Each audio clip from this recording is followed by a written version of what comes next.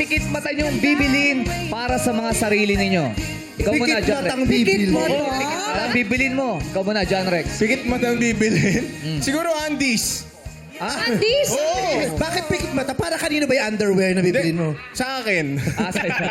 Gaya ng mga Kailangan mo ba talaga? Kasi Kasi- mahal yung bibili niyang Andy. Oo. Sa bagay kasi may mga mahal na underwear, di ba? Yeah. Yung matagal mo nang gustong bilhin, kaya lang nagtitipid ka. Pero this time, Pikit mata nagkasusan niyang mo na. bibili. Yun kasi yung gamit na gamit na hindi nakikita ng tao. Yes. Ikaw, JM. Ako po yung kauli-ulang 500 ko sa wallet, pang Noche Buena talaga. Kasha!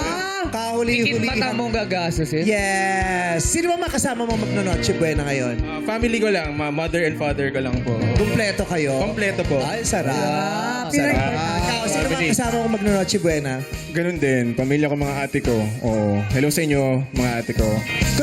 Kung meron kang gustong idagdag sa mga makakasama mo sa Noche Buena this coming Christmas, Uy. mamimili ka lang, MC Lassie. Ayun o, ayun na, ayun o. Bakit yun? Pwede ko lapitan? Oh, Nako, lugisin. Ay, talaga?